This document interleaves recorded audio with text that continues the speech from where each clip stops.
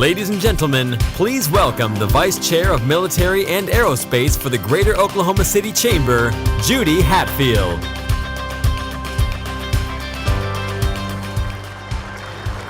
Okay, now starting with applause makes me feel really special. Thanks for that. I want to say good morning and welcome to the Greater Oklahoma City Chamber State of the Aerospace Defense Industry Luncheon. I'm really glad we dodged a weather bullet today so that we could fill this room with all these folks that are so involved and interested in this industry. So before we get started with today's program, I'd like to thank the Boeing Company for serving as our signature sponsor. So I would like you to welcome Mikeal Clayton, the Oklahoma City Site Director and Senior Counsel with Boeing Company, to the stage to say a few words about Boeing.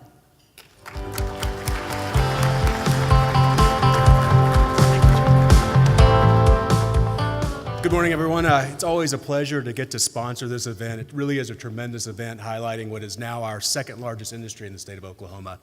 And it's an important time to take a look at that. So it's our honor on behalf of Boeing Oklahoma City and our 3,000 employees to welcome you all. And I think this year's session is going to be particularly interesting given the keynote speaker that we have here in Dr. Roper. I'm particularly interested to hear what he has to say. So again, welcome everyone and hope you enjoy it. Thank you.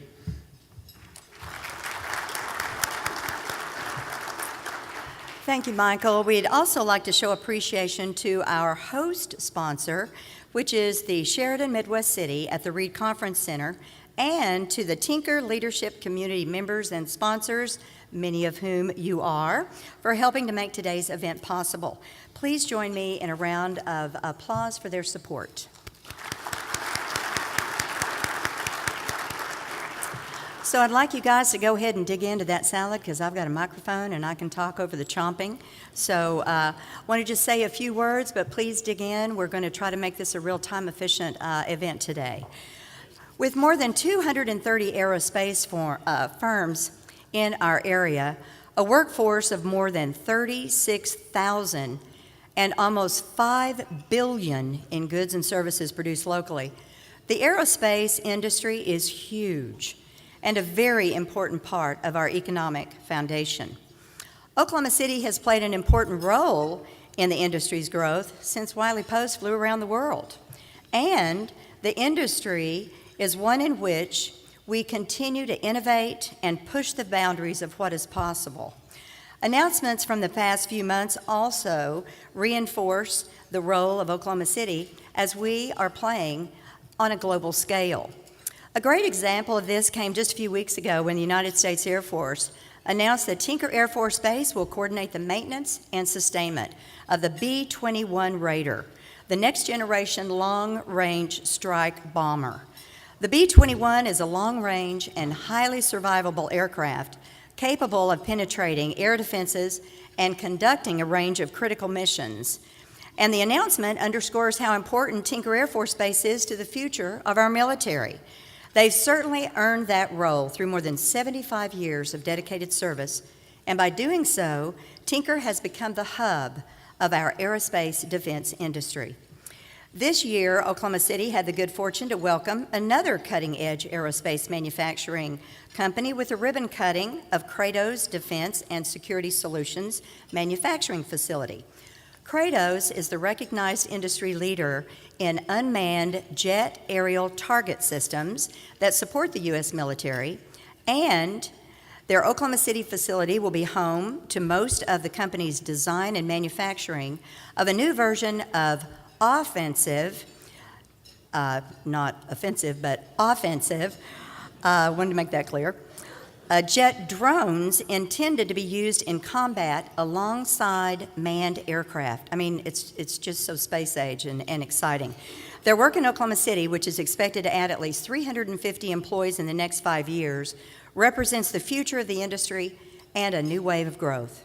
When added to the already incredible work being done by some of the biggest names in commercial aerospace, companies like Boeing, Pratt & Whitney, Lockheed Martin Aircraft, Northrop Grumman, General Electric Aviation, and AAR Aircraft Services, it's evident that the future of aerospace in our region is bright, and it will be a great day to fly in Oklahoma for many years to come.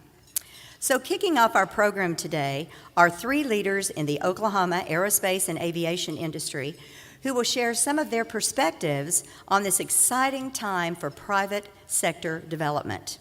Panelists, just as you've taken that last bite of salad, if you will please join me on stage. First, we have Mikeal Clayton, the Boeing company, who just met a moment ago. We have Madeline Mitchell, the senior consultant with Booz Allen Hamilton, and Greg Smith, the Director of Strategic Integration, Oklahoma City Site Director of the B2 program with Northrop Grumman. You know, not only are these folks leaders in their companies, but you know what else they do? They've come into Oklahoma City and they serve on boards of directors of our nonprofits, which are the fabric of our community. So they give their time and energy to that, and we're so very appreciative. So thank you for taking time to be with us today.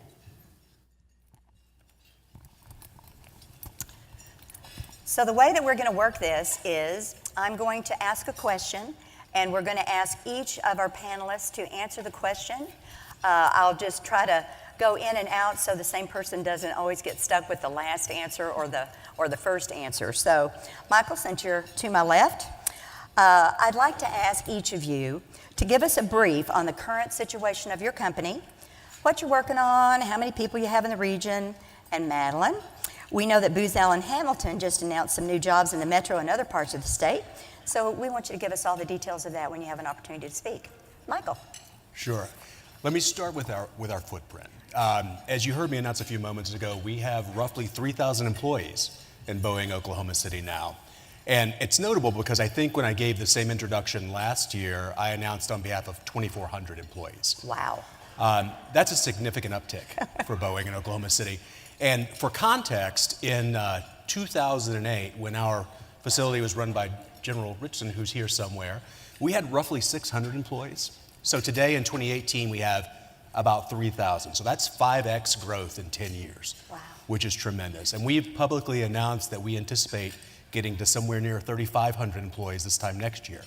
So if you think about that in just over a decade, that's 6x growth, which is just a real statement to many partnerships. First and foremost, our partnership with the Air Force, with Tinker Air Force Base, also with our state and local leaders, as well as the Chamber, because the Chamber has been a tremendous partner for us in landing some of those packages here, and then maybe even more fundamentally, some of the things we've done to try to attract talent back to Oklahoma City. So I think all in all, we can characterize ourselves as a good news story for Oklahoma City and for Boeing. To talk a little bit about what that footprint does, I think the most succinct way to describe it is for those who don't know, we're an engineering center of excellence. So what that means is about 75% of our employees are engineers, which is a fantastic thing for the Oklahoma City economy, because that means you've got a very highly educated workforce, well compensated, and they're all now a part of the community. And much like what Judy described with the leaders of Boeing contributing to the community in more ways than just financially, our employees over the past year contributed about 7,000 volunteer hours to charitable causes in addition to dollars. So that's a really important thing as well.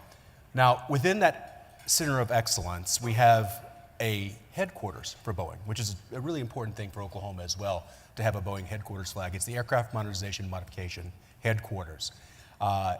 What that does, really, not entirely, but it looks at some of our legacy aircraft and maintains and modernizes, does heavy engineering to keep those aircraft able and capable to meet the mission for the Air Force and for our allies now and in the future.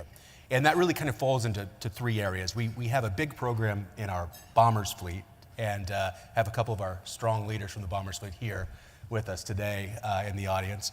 And that's, of course, the B-1, some work with Greg's group on the B-2, and then the B-52.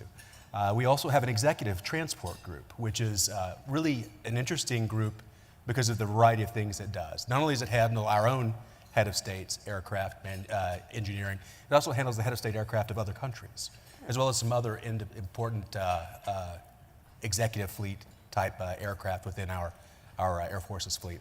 And then we also have within there our Airborne Surveillance Command and Control fleet, which is probably known to all of you by the traditional AWACS airplanes that we see flying in and out of Tinker here. But we not only provide engineering for those local AWACS airplanes, but also for our allies in NATO and other countries to maintain and modernize their fleet. And then within that portfolio, we also have an airplane that we're currently selling as a new airplane as well, the AW&C airplane. And that's an important step for our business because I think that, as I said before, Tinker is a key partner for us. And traditionally, it's been the anchor that's brought us here. But we are increasingly becoming a more international business in Boeing, Oklahoma City. Roughly 30% of our business at Boeing, Oklahoma City is with our international customers, whether that's upgrading the French AWACS fleet, the NATO AWACS, or the Korean AEW&Cs, or the Japanese aircraft as well. That's all being done in Oklahoma City. And that's a huge sort of international flavor that really changes the character of what we are in Oklahoma City and makes us even more significant and sustainable over time. And then the last thing I'll speak to is in 2017, Boeing stood up a third company within the bigger Boeing umbrella, our Boeing Global Services Division, which is really aimed at that sort of post-sale sustainment activity on aircraft. And while that's headquartered in Plano, we have a significant footprint here locally working on that in that business. About 20% of our employees in Boeing Oklahoma City are in that business as well. And they do important work with our legacy tankers, our C-17 fleets, as well as our international customer C-17s and some of our international tankers. So all told, we have a wonderfully varied portfolio that's increasing in size and significance for the Boeing company. And I think it's just been a fantastic partnership that only stands to get better. Well, Michael, I appreciate that, and I don't want to put you on the spot, but do you know how long Boeing has actually been in Oklahoma City? And I don't know the answer to that. I should. Well, I do. Okay, great. And I didn't prepare for this one, but okay, I I know. I hated to put you on the spot, but I think it'll be an interesting answer. Yeah, just this year, we celebrated our 65th year in Oklahoma City during a Family Day event we had. So tying us back to the Tinker Air Force Base, I believe they celebrate their 76th year this year, maybe 77th, 76th. So we are not that much further behind them. Boeing recognized the significance of that mission and that Air Force Base very early on. Great. And put their footprint there. Well, thank you. We've enjoyed that opportunity to have you here in our community. Thank you so much. Okay, you're up, Madeline. Okay, thank you, Judy. Again, thank you for the opportunity to be here today and represent Booz Allen. Booz Allen is extremely proud to have a regional hub right here in the state of Oklahoma. We have 110 consultants here in the city, and we're growing very rapidly. Remarkably, 50% of our workforce in Oklahoma is veteran or veteran-connected. Booz Allen Hamilton is a global management strategy technology consulting firm with a headquarters in McLean, Virginia, and 25,000 employees globally, with 30% of that global workforce being veteran or veteran-connected. On November 8th, we announced a jobs expansion here in the state of Oklahoma. Booz Allen has chosen to invest in Oklahoma because of the incredible work of the Chamber and City and State in creating this industry here in Oklahoma. We have announced 240 net new jobs here over the next 10 years. We're very, very excited to move forward with that and build that out. One really interesting outcome of that expansion was Booz Allen's choice in choosing Oklahoma City as a site for the next innovation hub. This innovation center is going to be what Booz Allen calls an R&D facility. So we'll be hiring data scientists, software developers, cybersecurity analysts, engineers, really high-tech talent to work right here on our clients' biggest problems of today and the future. So just to kind of give you a glimpse, our software developers are building proprietary software systems secure in a cloud environment for DoD platforms. They're digging into augmented reality, mixed reality, and virtual reality capabilities to provide immersive training and even 3D radiological scans of aircraft and maintenance. Our cybersecurity team is doing incredible work at Tinker Air Force Base, but across the world in providing assessments and audits of the cyber readiness of our military platforms today. We're very, very appreciative to be able to grow here in Oklahoma, an environment that you've created to make that happen. Well, thank you so much. That's very interesting, to say the least. Okay, Greg, if you would Good morning, Judy. round it well, up. It's great to be here with friends. A new friend here, and I've worked with Booz Allen a bunch over the last year, so I really appreciate what you guys do. And of course, my competitor mates here and friends, both at the Boeing table. I've worked with you all over so many years, and I appreciate what you do. And like Mikeal said, we have contracts where we actually do work together and supply each other's systems. So we have about 750 employees here in the city, and we are growing. And it's nice to be able to finally say something about B-21. We've been waiting for the Air Force to acknowledge that, and finally did. And so that's a fun thing to be able to have as a backstop to the future here in this great city. So most of what we do here is B2 work. We do several program management activities for things like a little bit of KC-10 and a fair bit of F-35 work. In fact, since Northrop builds all the mid-body sections for the F-35, we do that at Palmdale. I wish we did it here, but maybe you can help me with that sometime. I don't know if that's going to happen for F-35. But Take a note. You would like that, the fact is that this is a really great place to be doing work, and we've talked with several of you about wishing we could do more production and not just sustainment here. But our production right now is mostly for Northrop software and hardware, vehicle engineering related, and some modernization. So the majority of our people, when it comes to engineers, are software engineers. And by the way, the local schools are producing a lot of great software engineers that help backstop that hiring.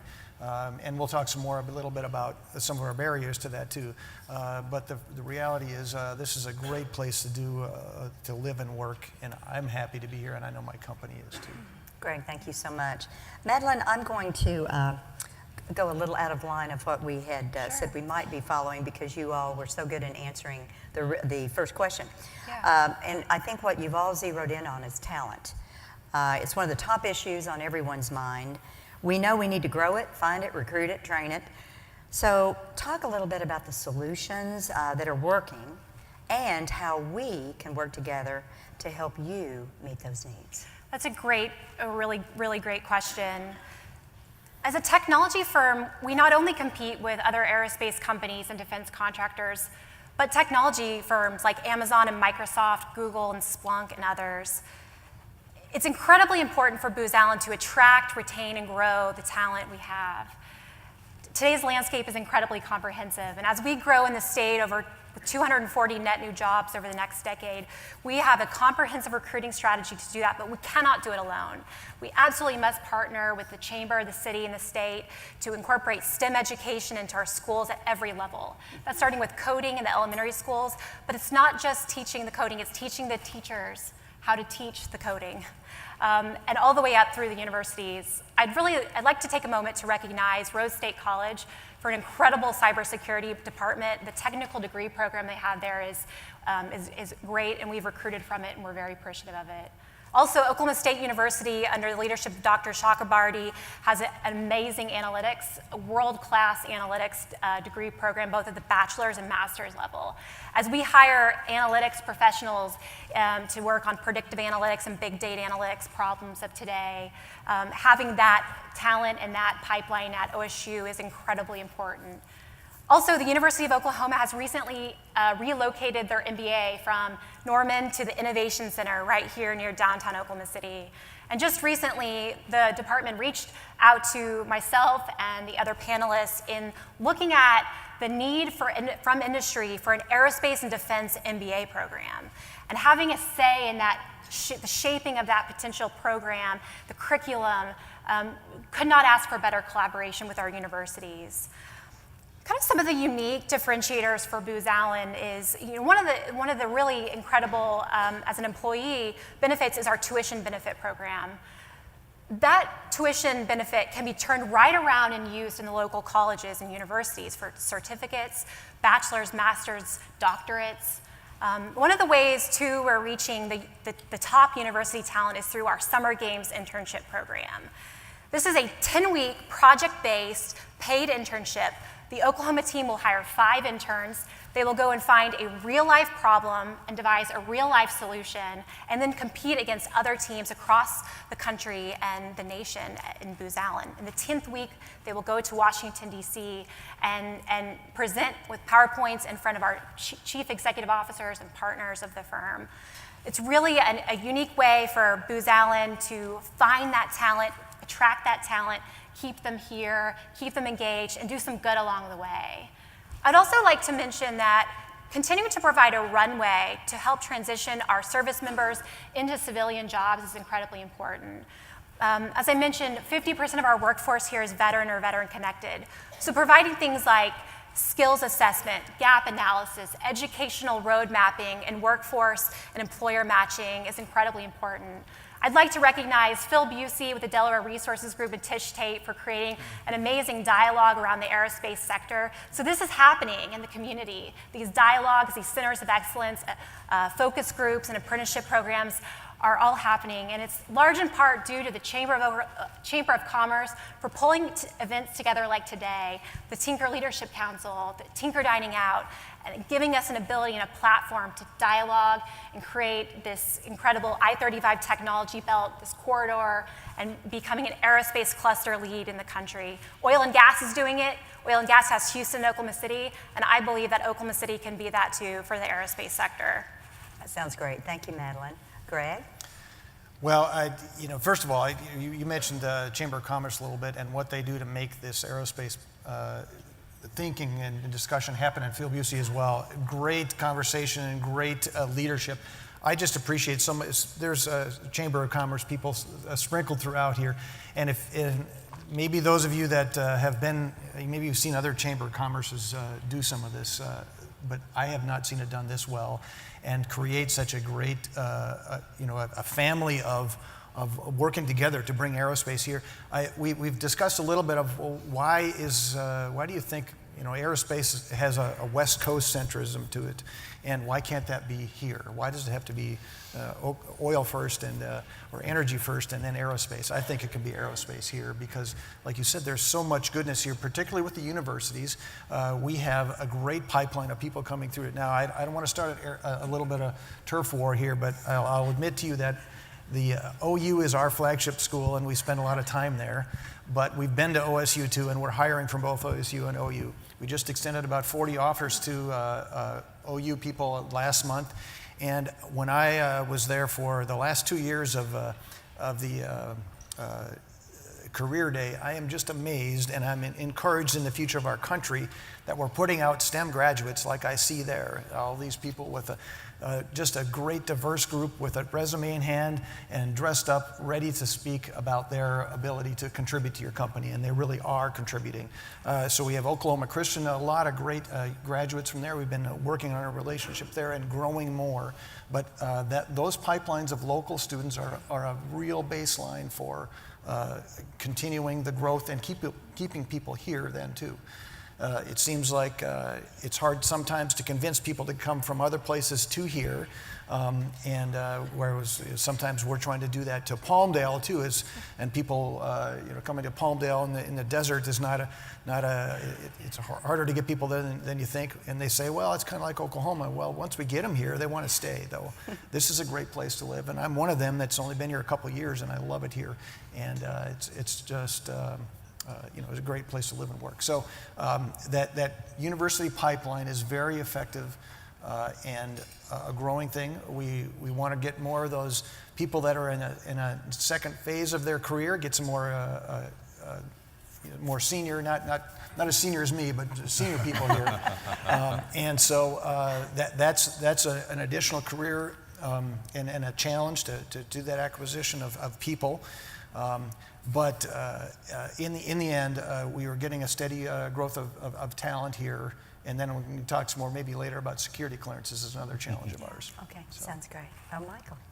So we talked about numbers a few moments ago. And again, a little bit of perspective. That growth makes Boeing Oklahoma City the fastest growing Boeing site in the United States over the past 5 years. And that's a tremendous testament to, again, the wonderful business climate that we've created here. It increases our ability to maintain rates. Rates are what makes us competitive. and that's what helps us to grow.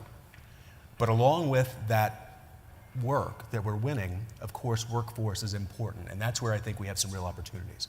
So in addition to what I've already heard from our colleagues on the panel, I want to talk a little bit about what Boeing is doing sort of within itself, and then talk a little bit about what we could do as a community to maybe increase that. So one of the things that Boeing Oklahoma City is doing within itself is we're really trying to leverage that growth that we talked about, because it has two benefits to attract potential talent, both out of the universities and from elsewhere. There's tremendous stability, because when the company invests the kind of investment they're making in Oklahoma City, the work looks stable. The growth of work also has the collateral benefit of being one of the most varied portfolios within our Boeing Defense business, meaning that there was a time in Boeing Oklahoma City where a young person could come to Oklahoma City and work, but they inevitably, if they wanted to really advance, would have to leave Oklahoma City at some point in time. Now there's the potential for persons to do enough different kinds of work that they could spend an entire career in Oklahoma City. And that's really attractive to some folks. But also, they can get enough varied experience that if they'd like to go somewhere else, they have an opportunity to take that experience and go somewhere else. So that's really something we're trying to leverage and utilize for Boeing. The other thing that we're doing recently, similar to what Greg was talking about, is we have recently deepened our relationships with the two major universities, and my friend Scott O'Dowd is chief among that, doing some real work together with those facilities to create projects together, which is really a win-win, right? Because Boeing then has the ability to develop its pipeline of students.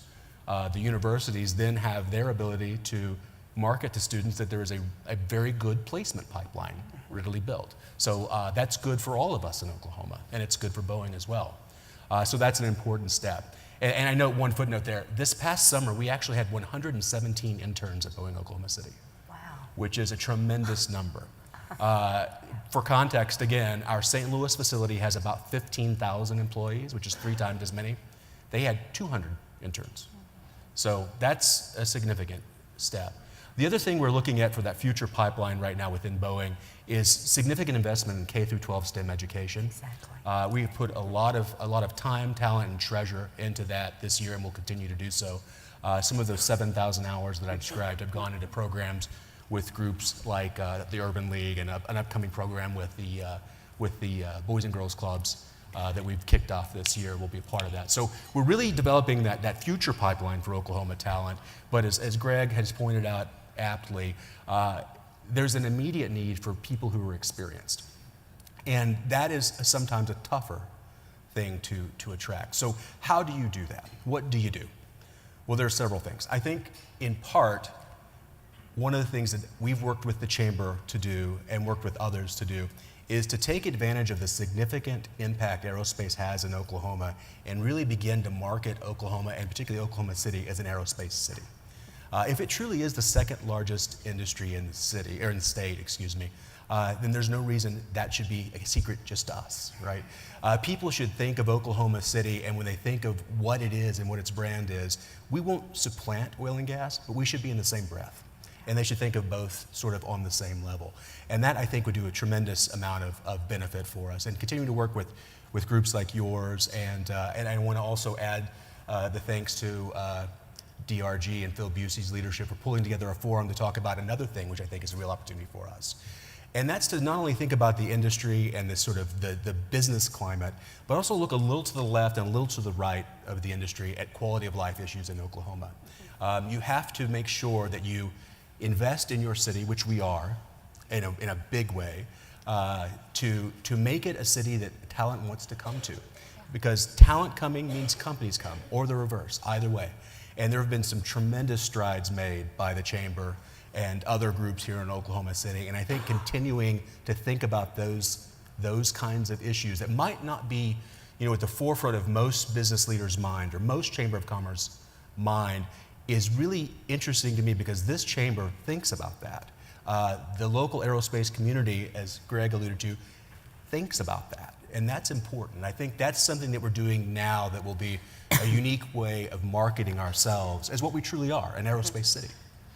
So that's, I think, where we'll be able to overcome that sort of next obstacle, which is making sure we have the right kind of workforce here to sustain this growth. These folks are so good at answering questions that they took 6 questions and just answered it in 2.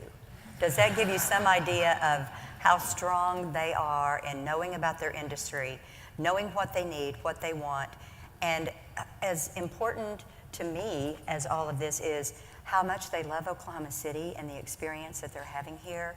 And we want to make sure that that continues. That's a major reason why we have these kinds of events, so that we can develop relationships, because I think that that's what makes our city so strong, is we know each other, we work with each other. We have, what did you call it? Not compadres, but... Competimates. Competimates. I mean, what a great word. Webster should recognize that in the near future, because there's plenty of work to go around.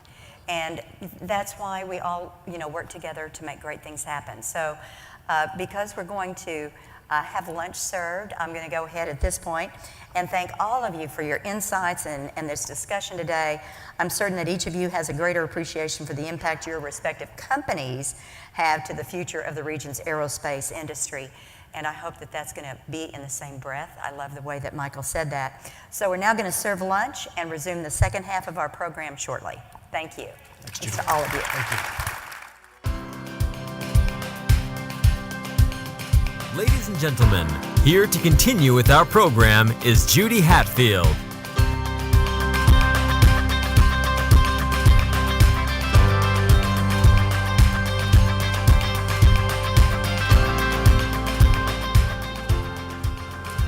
I hope that you are finishing up your lunches and your dessert, but more importantly, I hope that you had the opportunity to share discussion around your table. I know that ours was very exciting, and I'm really looking forward to the next part of our program. So feel free to continue eating if you're finishing up. So I'd like to bring up a special guest to introduce our featured speaker. The Air Force Sustainment Center Commander, Lieutenant General Gene Kirkland, is a 33-year career aircraft and munitions maintenance officer. He was the first commander of the Oklahoma City Air Logistics Complex, serving in that capacity from 2012 to 2015. We welcome him back to Oklahoma and also to Tinker, of course. And after serving as the Director of Logistics, he was the Deputy Chief of Staff for Logistics, Engineering, and Force Protection for the United States Air Force in Washington, D.C. for the past year. Please help me welcome General Kirkland to the podium.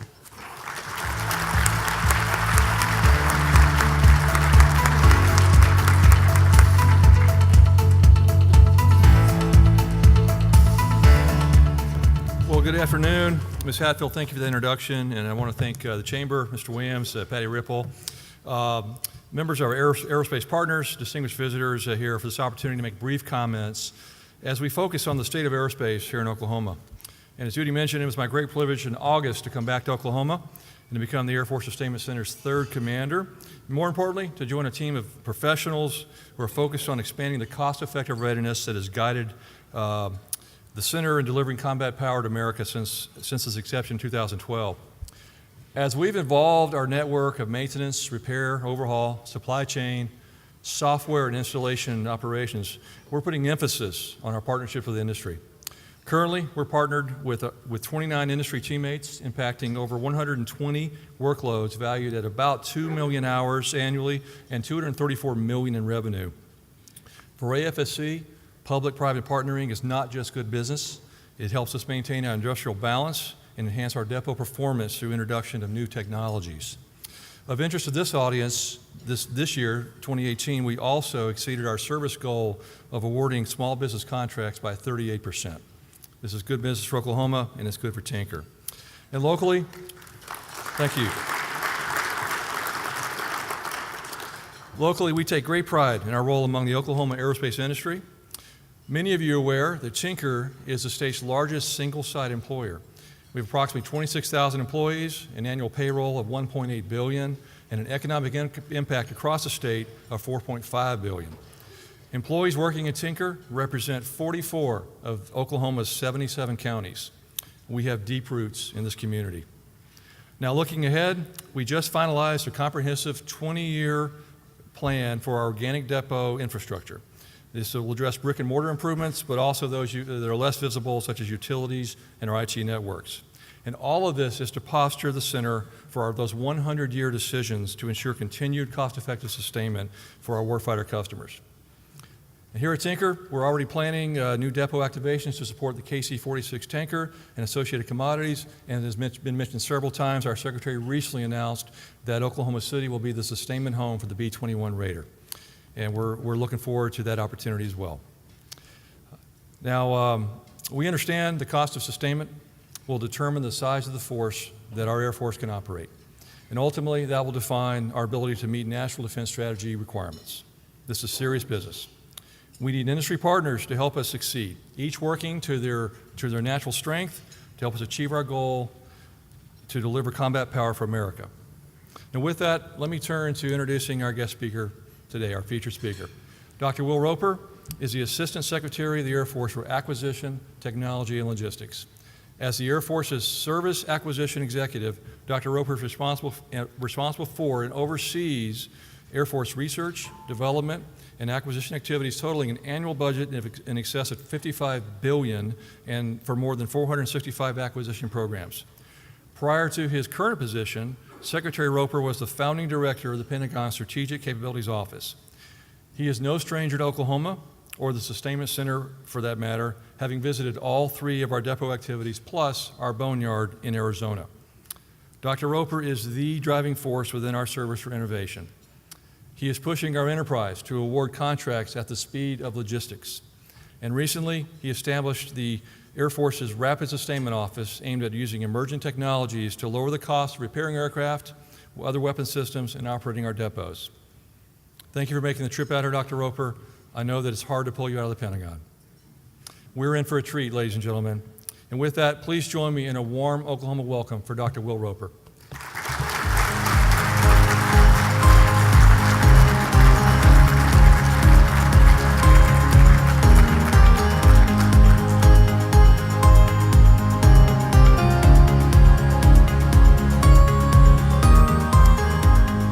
Thank you very much. That's too kind of an introduction, but given that you are hoping for some help at the Sustainment Center, I can understand why you lead off that way. Judy, Roy, thank you so much for the interest that the community shows, especially in Tinker Air Force Base. It is a special base, and I wish more people got out of the Pentagon to come out and see how the real Air Force operates. And to me, the real Air Force isn't where paper is being shuffled around. It's where people are turning wrenches or hitting keys at keyboards or working through problems. And I'm glad it hasn't been too long since I've done that kind of work that the bureaucracy has not made me forget that yet. Industry partners, thank you so much for what you're doing here, growing out this city, supporting the base, the broader Air Force mission that's here. I'm excited anytime I get to talk to people who are interested in today's Air Force and its future. And you can see both of that here in the Oklahoma City area. Tinker, as you know, is what's keeping our Air Force ready to go fly, fight, and win today. Right? Readiness is a really hard thing to achieve, right? As a reforming physicist, mechanical things are not supposed to fly, right? Everything in physics is against you at Tinker Air Force Base, but we have tremendous airmen who are literally defying entropy every single day, that force that tries to make things break, that wants to keep airplanes on the ground. And the fact that airplanes, from the very new and new ones to come in the B-21 to the very old in the B-52 that we're going to keep flying for decades more, the fact that the talent that's here in this area, both industry and government, can keep those planes in the air at a moment's notice and be able to go fight a war today unwarned, no matter where it is, and keep sustaining air power is an amazing thing. I didn't realize before joining the Air Force, and I should have, that the Air Force is unique and that it has an instantaneous imperative. It has to be able to go this hour. It has to be able to go today. It doesn't get to amass and station and then forward deploy. We have to move. And so if you spin a globe today and close your eyes and stick a pin in it, we can put an airplane there. We can sustain it there. And that is thanks to a lot of the people that are in this room. So what I'd like to do today is share with you a few things that have changed. So we need to be, if we're going to make the Air Force that we need, and have it be sustained into the future, we have to have a strategy and a vision for this. The Pentagon is not good at this, my friends. The Pentagon is, in many ways, a coffin of innovation. There are more people who can... The ratio of people who can say no to yes is higher than any other place I've worked. And so when Gene joked it's hard to get me out of the Pentagon, I look for any excuse. We have to have a clear-eyed vision for our future, but to have it, we do need to understand what's changed. Change is a buzzword that's used a lot, but believe me, the aerospace industry and the Air Force mission has changed, and we need to understand what that means to us, or we won't get the future right. So I want to talk a little bit about what's changed, what worries me. I want to talk a little bit about what we're doing to take that change on in a proactive way and do it right, do it well. And there's some successes that I'm happy with, but there's some things that we've got to do better on. And I definitely want to leave you with some ideas of what Oklahoma City and Tinker Air Force Base can do to help us take the next step. So if you're in the Pentagon right now, you've got something that's hit your desk called the National Defense Strategy. It is rare for the government to ever write a strategy, but in this case, it is one. It sends a clear, clarion call to the workforce that we need to shake ourselves up, quit worrying as much about counterterrorism. It's important, but if we keep focusing on that, we are not going to be competing against rising powers that have the ability to match us technology to technology. For almost 2 decades, we've been very focused on a peculiar mission. Think about how peculiar it is. Imagine going back to the Cold War, right? And many of you, were warriors that got us through that. Imagine trying to tell the people of that time that a new epic would appear where we didn't worry about airplanes getting shot down. We didn't worry about technology overmatch or technology competition. You had perfect, near perfect intelligence, near perfect communication, near perfect situational awareness, near perfect command and control. And you can watch the war in high definition video remotely. They would say that's the worst science fiction novel I've ever heard. Right? There's no way that's going to happen. It did happen. And it's created an Air Force and a Pentagon that have forgotten what competition means. When you look at countries like China and Russia, we have to compete again. And we're going to have to learn some lessons that we had in the Cold War era, but we're going to have to make them make sense for today. And today is not the same. So we're back in an era of competition, and that means we are thinking about a high-tech Air Force. Have to be able to fly today, so we can't quit doing readiness. We have to be able to do some level of counterterrorism. That's not going away. But it can't take every dollar we have. When you get back thinking about competition, you've got to think about, well, what does winning a war mean? I have to be able to win a war. I have to be able to deter it. I need an Air Force that's crystal clear is the best in the world. It's very little use in this world for the second best Air Force. Only number one gets to make the terms. Well, the Air Force we have today is awesome. I mentioned that up front. It's also well known. It's well understood. You've seen it. You understand how it operates. You've seen it doing power projection in the Middle East for a couple of decades. The idea that we use satellites to find targets and satellites to navigate and fly airplanes into the battlefield, sometimes with our cell phones cheering us on while we're going. Dropping. Oh, it wasn't. That's apparently. This is the first time I've gotten applause from outside the venue. So, where's my senior military assistant? Wow, we have upped the game. On that cheery note, back to warfare. So you know that. The world knows the power projection scheme that was developed during the Cold War. It's completely awesome, right? The advent of stealth, satellite navigation, satellite targeting. And the only part of the system that we really don't get to recycle, sortie after sortie, flight after flight, is the weapon. That's the parasitic cost of our architecture. Everything else is recycled. We were green in the Air Force before everyone else, right? Almost completely recyclable architecture except for the weapon. Well, you don't have to be a mega strategist to figure out how you'd want to tackle our Air Force. You don't want to deal with the airplane or the weapon. That's the hard part. You want to deal with all the things that are earlier. Deal with those satellites, right? Deal with navigation. And so all the talk that's happening right now about dealing with a contested environment in space, all of that's completely healthy, and I'm super happy it's going on. We would be so blind if we presumed space was off limits. But the broader discussion should tell us the world knows how we project power in the Cold War and Gulf War era.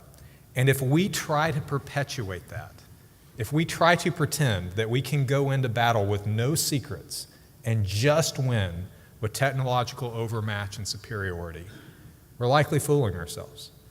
A competition with a peer means if we've got it, they could have it too. Doesn't mean they'll be as good, doesn't mean they'll be as fast, but it means the idea that you're holding cards that no one else can hold has to be over. And so that tells me we need to start building a different kind of Air Force. We need an Air Force with surprises, with new things. Doesn't mean we're going to quit flying the systems we have today, but it means that the future cannot be replicating them in their current form, simply better. So let's talk about the other change. If we have to make a new kind of Air Force, well, what's happened to the industry base, right? It's shifted, right? Our industry base in this country has shifted dramatically while we have been focused in the Middle East. And the defense industry base we work with still mirrors the kind of systems we want. And we have not worked with the emerging industry base that has increasingly shifted from electronic, where we were in the Cold War. We are very electronically superior. And US government dollars drove a lot of the innovation that has led to the world you see today. Microprocessors, internet, satellites, right? All that driven on government funds.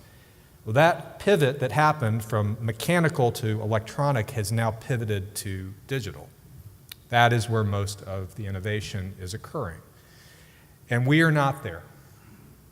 We are still focused on a future Air Force that lives in that electronic sphere with a little bit of digital sprinkled in, a good seasoning. We are going to have to envision what building a completely different kind of Air Force in the industry base we have needs. And one of the things that I'm excited about is that if in a random world with a random industry base, that could have been a statement that would leave us all thinking we're in big trouble. And we're not.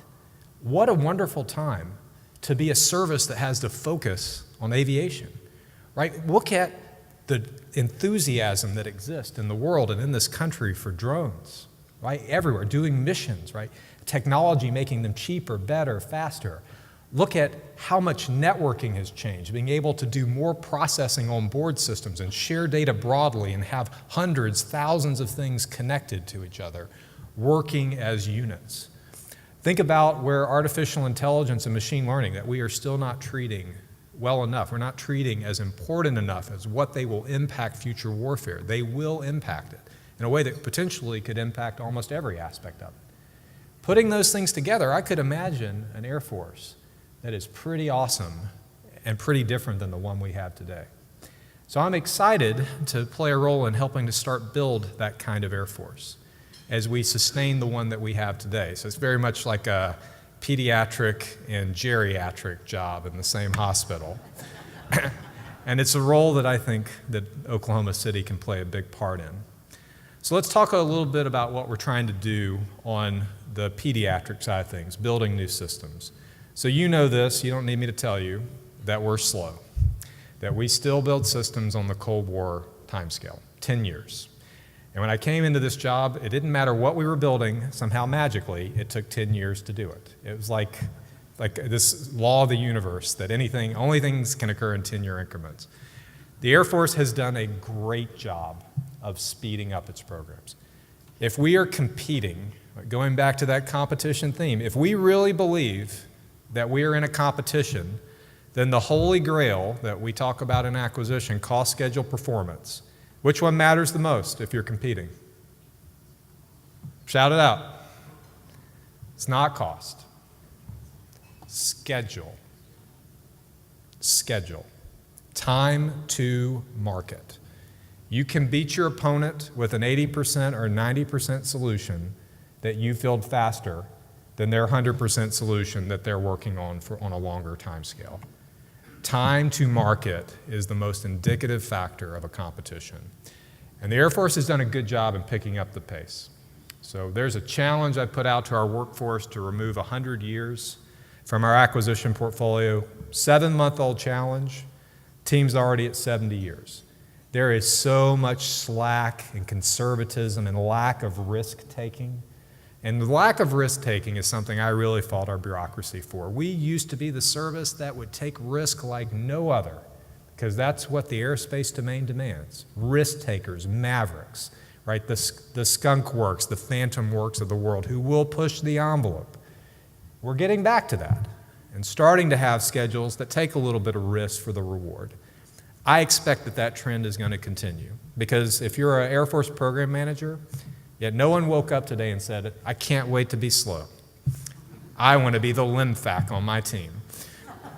We just have to take the chains and shackles off from the Pentagon, because the talent is there. It screams at you from day one in the job. So I'm pleased at seeing the Air Force start shifting to prioritizing speed as the highest priority, and then do the best you can with cost and performance. By the way, I'll tell you something. If you're fast, you will know this if you're here from industry. If you are truly running fast, it is hard to run fast and not also control your cost. It takes a ton of discipline to be fast. Just like being a sprinter, every step counts. If every step counts, right, you know where all of your dollars, all of your efforts are going. So acquisition can't be an everything bagel where you tell everyone everything's important equally. You got to have priorities. Speed's our priority. So that's good. Another thing that's been frustrating to me is that we can't work with the entire industry base. Now that's a damning statement for the Air Force, right? I just talked about the industry base shifting, right? And we haven't shifted with it.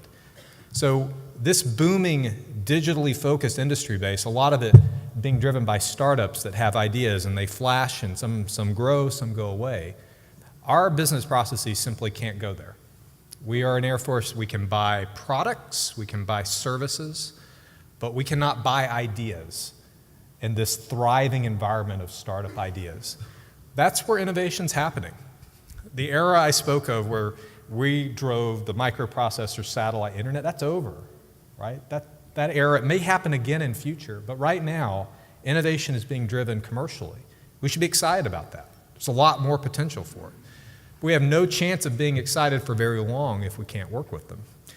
So one of the things I'm really excited to announce, which it's kind of a boring thing to come in and say, I'm going to work contract reform, because it doesn't sound exciting.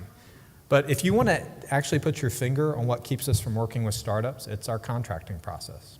So I won't bore you with the details, but the fastest we could go would be about 2 months for putting a small business on contract. So if you're a company of 20 to 50 and we put you on contract in 2 months, we would be high-fiving each other all day in the Pentagon, just patting ourselves on the back about how fast we are.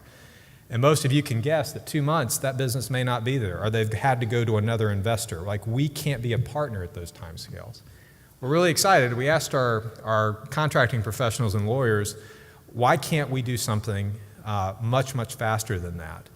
And I gave them a challenge, because I notice everywhere I go and travel for the government, I have a government credit card and I can buy things immediately. So why can't we put small businesses on contract using government credit cards? Crazy idea.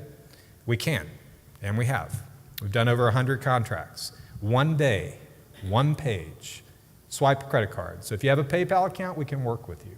I think that has a chance to be super exciting here in this area, because we want to be the service you can work with today if your idea is good.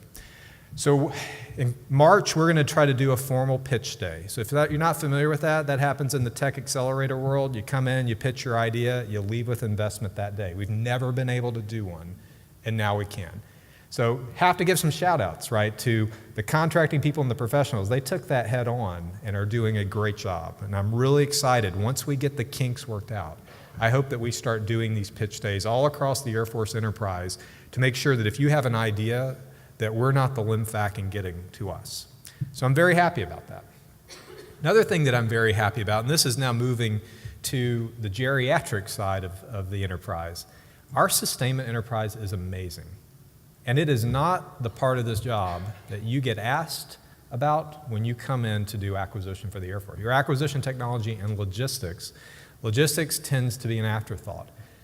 But sustainment of our systems is 70% of our Air Force budget. That's where our money goes, right? Only 10% are the mega acquisition programs, the B-21s, KC-46s, F-35s. They're important. It's only 10% of the job. Why is it 95% of what we focus on in Washington? The sustainment enterprise is amazing, keeping airplanes up that are decades old with parts you can't buy anymore. And when I walk through the depots, I see creative people. Some of the most innovative people I found in the Air Force are here. I see process that looks like Lean Six Sigma across the board, focus on efficiency, continual improvement, which I haven't seen anywhere else in the Air Force enterprise. Do you know what I don't see here? Is the latest technology that I see in commercial airlines and commercial companies. Why hasn't the Air Force invested in this enterprise that constitutes 70% of its budget? And so as Gene mentioned, as General Kirtland mentioned, that's why I'm trying to make a push to invest more of our research and development dollars in sustainment, because I know it will pay for itself. And the little bit that's been done already has paid for itself almost an order of magnitude more than we invested. So I'm excited about that, but that's not enough, right? These are small pathfinders that have to grow and happen at scale if our Air Force is not just going to be able to remain dominant, but continue to compete at the forefronts of dominance in a long-term competition. So let me now turn to what you can do to help. So we need cities that want to be champions of aerospace, of new aerospace. And what's great here is you have new and old. We need to be growing cities that want the best additive manufacturing to happen there. And this is a great place to do it because you have got the greatest living laboratory in the ALC that you're going to find in any city. Planes that need to be flying, engineering problems that are unique, that are challenging, that should motivate engineers to want to go to work, push the envelope, knowing that they're doing a mission bigger than themselves. So it's something I'm very, very interested to hear thoughts on what we can do to help on that. And I was very excited in the introduction to hear that Kratos is moving in. I worked with them in my last job, and the fighter working with drones is a project of mine from my old office. We need to be growing new aerospace companies. We need to grow the industry base that has shrunk. There's a lot of work to go around, right? It's just filling in new niches, new gaps. And I'm really happy to hear that Oklahoma City wants to be one of those cities, where aerospace is one of the first things you think about when you think about what happens there. If you have ideas or thoughts or things we can be helpful on, we want to see this be an area where some of the best talent is not just connected with Tinker Air Force Base for sustainment, but for development as well. So I'm excited about the pathfinders we've taken. I think the Air Force has pivoted and taken good first steps to competing again. That's not running. And so I would ask you to do, in whatever capacity that you're serving, whether you're in government or industry, is make today count. Be part of our focus on speed. Be part of our focus on schedule. And whatever it is, if today doesn't count for us, it could count for an adversary. So we have to get back in the mindset that days count, that hours count. And if we do that and have the talent that is here in this city and more broadly in the country working on our toughest challenges, that I love our chances. We are in a great time period for aerospace. So what are we waiting on? Be happy to take some questions from you.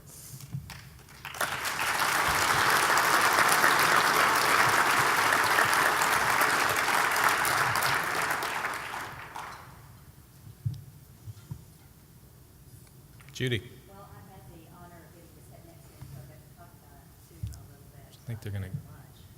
Judy, I think. Oh, Mike, sorry about that. I'm so loud, I'd never think about that.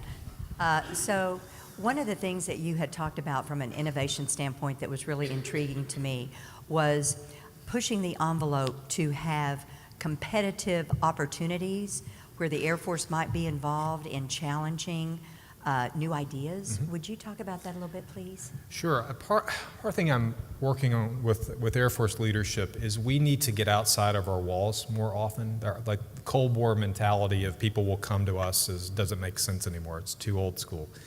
I was watching a documentary about the International Science Fair, which was fascinating, and the winning proposal, the best in show proposal, was a new aerospace design, was a drone design. And I watched as the person got up and got their check from, I think it was Intel that sponsored it, $50,000 prize. And I just thought, what a shame that the Air Force doesn't sponsor the aerospace part of it. What a shame that we are not out being a big player. We are a little bit, but being a big player in commercial drone innovation and drone racing, right? All the enthusiasm that exists around drones. We don't think that way. We don't think about branding ourselves. We don't think about marketing. We don't think about using that as an outreach tool. Things like that are worth pursuing. I mean, why doesn't the Air Force sponsor the biggest drone racing competition in the world? Right? Compared to any of our programs, that's a rounding error in a program, the cost associated with that. We could do that. And what would the benefit be, right? It would be exposing people to us and also exposing us to other people that are pushing new technologies. So I'm looking to try to start things like that because I fear that if people early on in their STEM educations are not exposed to our mission, that they may get exposed to other missions and we lose out on talent. We simply can't take the risk if we're competing in the long term. We can't take the risk of being talent deprived and going into a talent deficit. And I think competitions and things of that nature are wonderful ways to get ourselves out and brand and market who we want to be. And so if that is something, Judy, you're interested in, then let's follow up.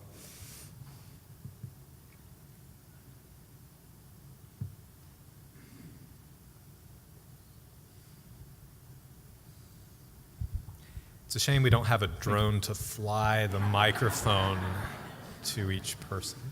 Dr. Lou Phillips. So in the 50s and 60s, a typical aerospace engineer may see 5 or 6 programs in their career. And that number has been going really through the floor. A typical aerospace engineer today may see 1 in their entire career. And a lot of that is driven out of the military side, right? And new programs just aren't coming up. They're not, number one, they're not coming up, so you don't see an end-to-end. But, you know, something like the Warthog, it needs a lot of modernization. You could put the pediatrics on top of the geriatrics there, and you really can I think, increment that thing up.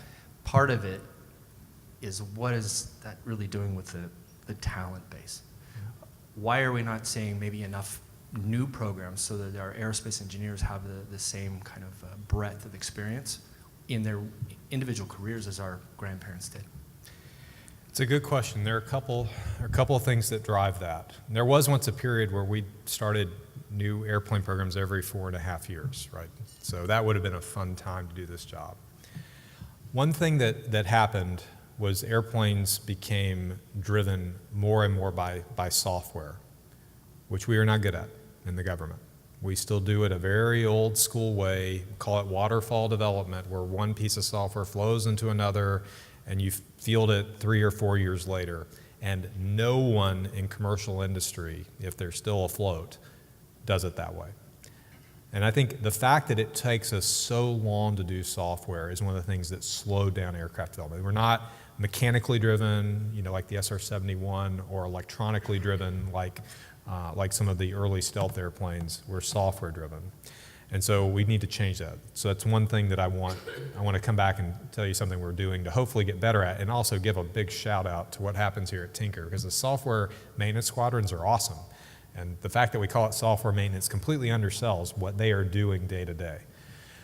That's also coupled with the fact that there once was a time where a commercial airplane wasn't that different than a military airplane, and a commercial car wasn't that different than a tank, and that's how World War II went. We are so far apart now. So that's why the industry base, defense industry base is getting smaller, because it is so far apart from where the commercial industry base is going. And so if we're talking about doing the next-gen bomber or fighter, there's no chance, given all the complexity of the systems. I mean, the F-35 is an amazingly complex system. I've been incubating in it for like 9 months now, and I learn something new about it almost every time I get a review, because it is so complicated. Clearly, those kinds of systems, which are very different than their forebears, and like the F-117, they're different. We should not expect them to fly at the same pace. But I do think that if we did 2 things, one, if we get better at software, and we've got a group up at Hanscom, we call them Kessel Run, don't worry if you don't know about it, Star Wars thing, a bunch of nerds writing code, and they're doing a great job.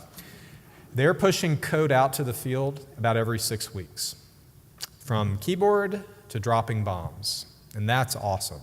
We are trying to scale that model across the Air Force so that if we have a plane that we're not building a new platform, we can change the apps frequently, right? Much like a smartphone model.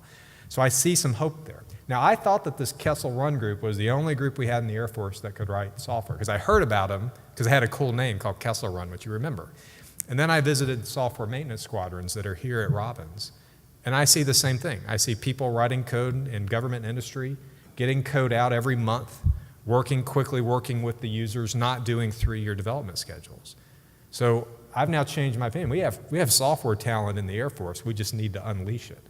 So that's one thing we can do to make the platforms we have keep moving and changing more quickly, more adapting, and be more like smartphones and less like flip phones, or maybe worse than maybe brick phones if you want to go all the way back to the 90s. The other part is we need to shift more to autonomous systems. And I know we don't want to go there.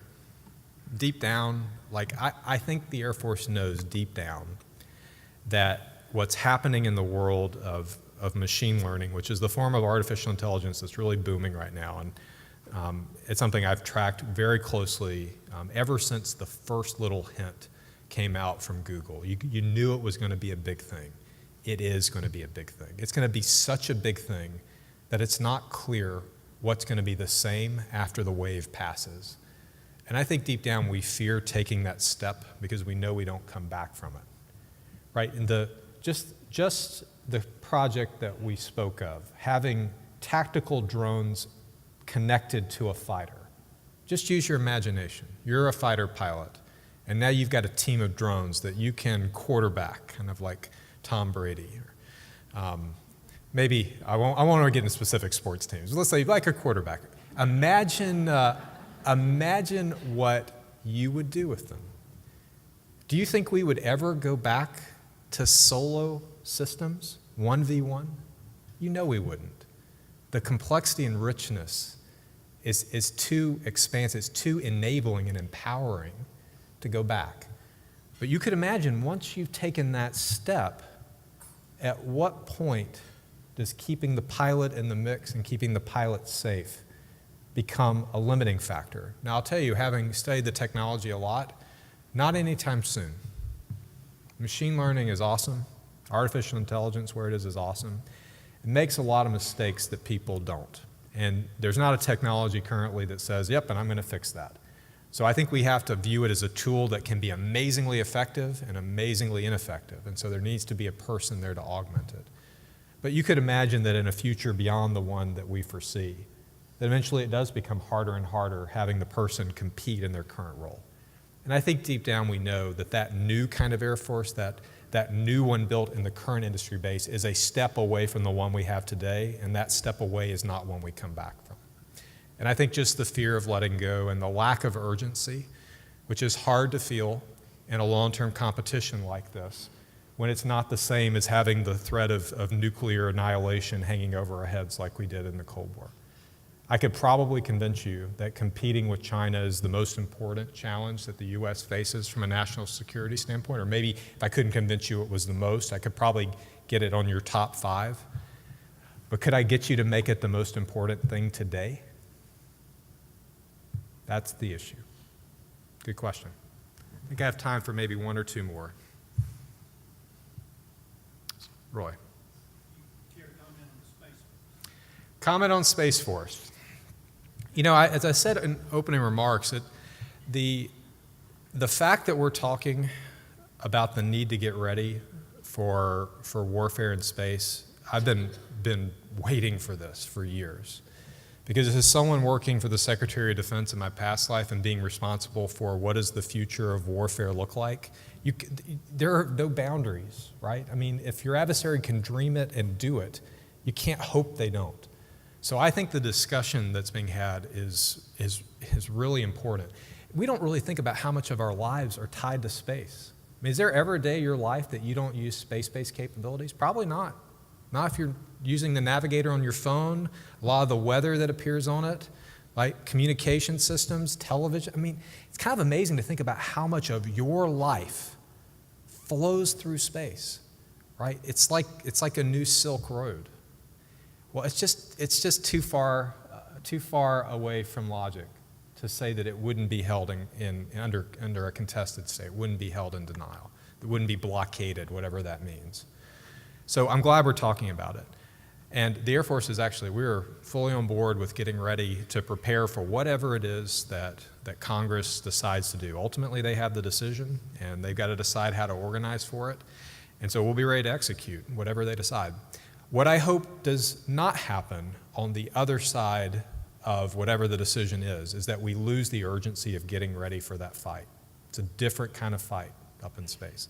It's kind of, in many ways, space-based capabilities are the backdrop of going to war. You kind of use them to go to war, to know what to do and communicate. So if we lose the intensity and think, we've solved that because we made an organizational decision, I think we'll have missed the bigger issue, which is we cannot have domains that are off limit. So I hope the debate will continue, and I hope people will continue to feel the urgency. And it's been really great to see over the past year. One last, ma'am? Sir? Yeah, you talk about having a place that wants to be a champion for you guys. I think Oklahoma City is that. One challenge we see is hiring the people that want to be in the field. Requirements for higher level degrees. People don't have to have higher level degrees to code. What about changing some of the hiring and recruitment practices to get the right people? So, yeah, when you're in charge of acquisition, you quickly realize that you'd really like to be in charge of a lot of other things to fix it. There's no substitute for talent. And I'll tell you, that was my biggest deep breath, sigh of relief coming into the Air Force, was going and seeing how much talent we had in the workforce, especially on the military side, and being like, we have rock stars everywhere, all of them shackled to dumb bureaucratic ball and chains. So the easy part for me is unshackling them from the balls and chains. Those are the keys. Getting new people in and hiring them is just the biggest frustration for me. So I've used every congressional authority I have, and I will be asking for more. I definitely encourage you to use whatever leverage you have with your representatives to say, look, if it takes us 6 months, and we high-five ourselves, 6 months, hired them, it's crazy, especially entry-level people. I wish every person coming out of college thought, I'm going to go work for the Air Force for 3 to 5 years, get that 3 to 5 years experience because they can hire me quickly. And I'll work on something really interesting and cool.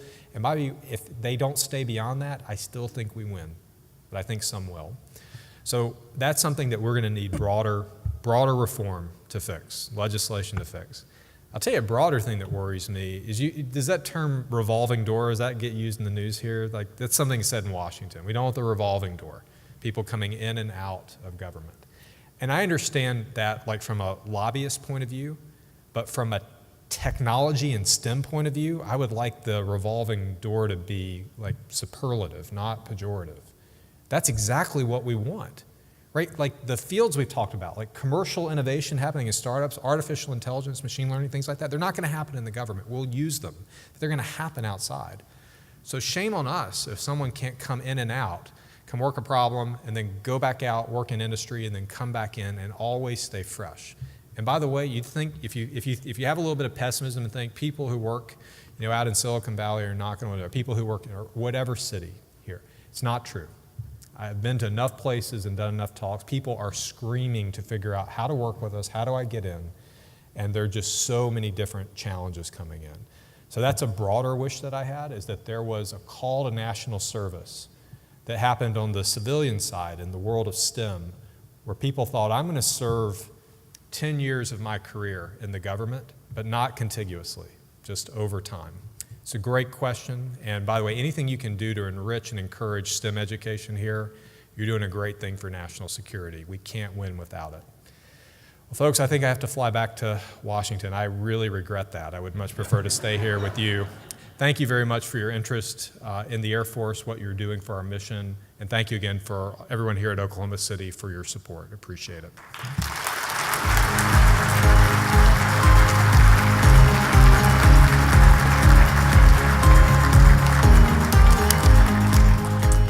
Well, if the rest of you aren't fired up, then you ate too much lunch. I'm just saying. The thought process that he has instilled in me today, and I'm sure that that is the same with all of you in the room, is that we don't have to be in a box.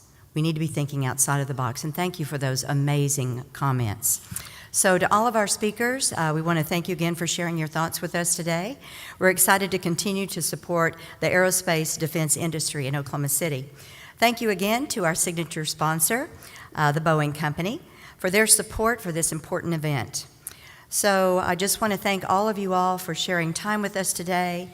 Hope you'll have blue skies. We are adjourned.